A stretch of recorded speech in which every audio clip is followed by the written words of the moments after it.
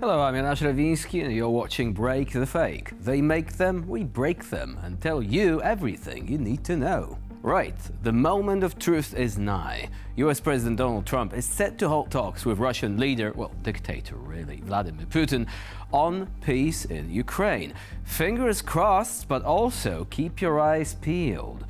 So far, we only know that they will be trying to, and I quote, divide up certain assets. Now, this already sounds kind of bad, to be honest, because from an international law perspective, there is literally nothing to divide, apart from return travel expenses between Russian troops and officials illegally present in Ukraine.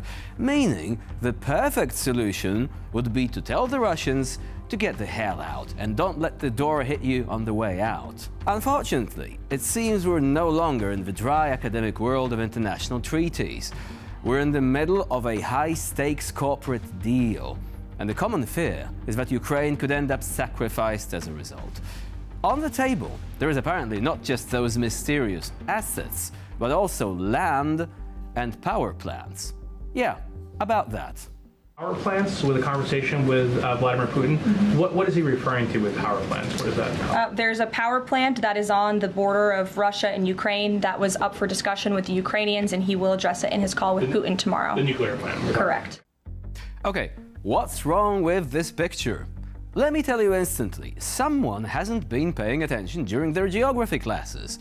Here is why Caroline Levitt isn't going to pass. Right, so this is the map of Ukraine, updated by the Institute for the Study of War. The power plant in question, the Zaporizhzhia nuclear power plant, is close to Zaporizhzhia city, but is actually located in a different place called Enerhodar. You can see it on the map there. Okay, so see those territories marked in red? Pay attention, because this is crucial. All those areas are still, from a legal standpoint, Ukraine, not Russia, Ukraine. They are illegally occupied by invading forces, but the border didn't change at all. Now, what happened in the Zaporizhzhia nuclear power plant was this. March 2022, Russian troops seized the plant, which generates more than a fifth of the total electricity in the country. Effectively, they did the same thing they did to washing machines and toilet seats all across Ukraine. They came, they saw, they stole it. Afterwards came the real nasty business. The Russians ordered employees of the plant to keep working at gunpoint. They placed weapons inside a nuclear power plant and occasionally shelled the facility. And you don't need to be called Oppenheimer to know that this is a bad idea. So, when we hear the White House press secretary saying the power plant is located at the border between Russia and Ukraine, where it is literally hundreds of miles deep into Ukraine proper, it doesn't look good. Does this mean the US already accepted Russia's illegal land grab? Does it mean Trump would be willing to hand the plant over to Putin as well? Better get your geography straight and your negotiating pants on, because time is ticking. It's not just stolen goods, you see. It's a meltdown risk. And believe me, there is no silver lining hidden in a mushroom cloud.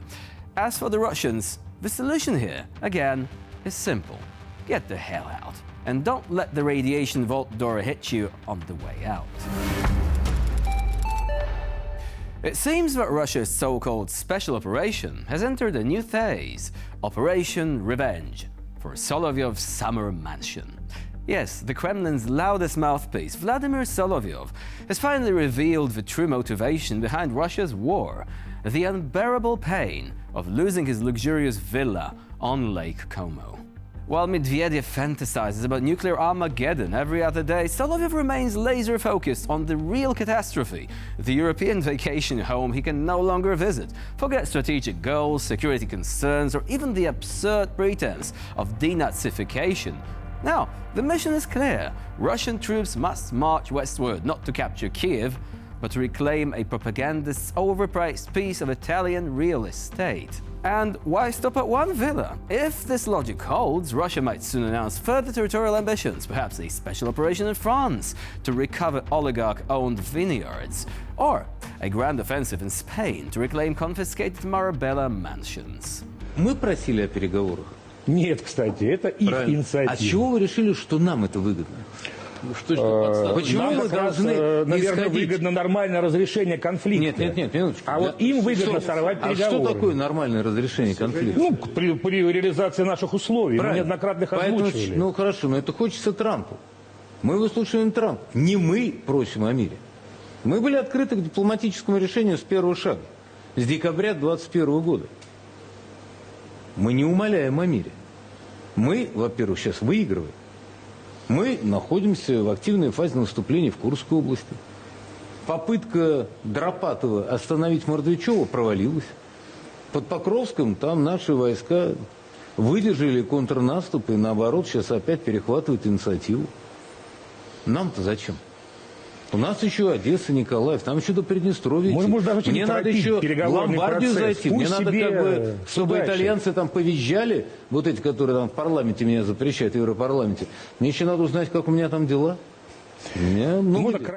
So, while the world discusses ceasefires and negotiations, Solovyov is busy drawing new war maps with one priority: a direct path to his confiscated swimming pool. Because nothing screams global superpower quite like waging war over a lost summer retreat. The Russian imperial mindset in all its paranoid glory. According to this brilliant strategic doctrine, Russia is locked in an eternal struggle against a world full of enemies. Ukraine, Nazis.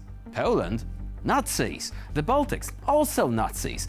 In fact, well, stop there. Surely Finland is just a bunch of well-dressed Nazis on skis, and Sweden must be hiding a few in IKEA storage units. Negotiations, they claim, are useless. And why is that so? Well, because in the Kremlin's worldview, diplomacy is for the weak. Real power is measured by how many historical grievances you can fabricate in a single speech.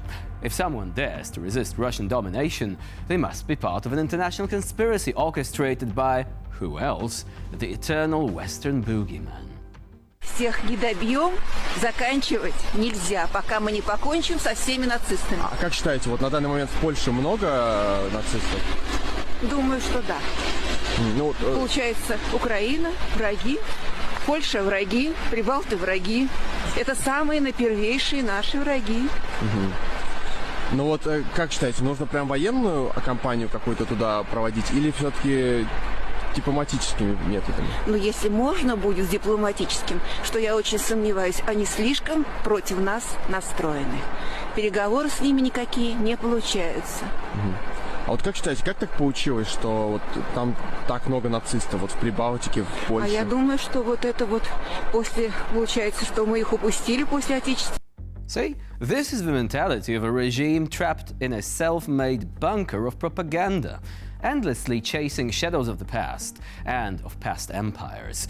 The world moves forward, but Moscow is still fighting imaginary battles with the ghosts of what was and not what is today. Meanwhile, as they shake their fists at NATO, accusing them of Russophobia and those pesky independent nations that refuse to be subjugated, the real threat to Russia remains much closer to home: a crumbling economy, a shrinking population, and a leadership that thinks world conquest is a solid retirement plan. And with this, we conclude today's episode of Break the Fake. Please stay with us here on TVP World for more latest news and updates.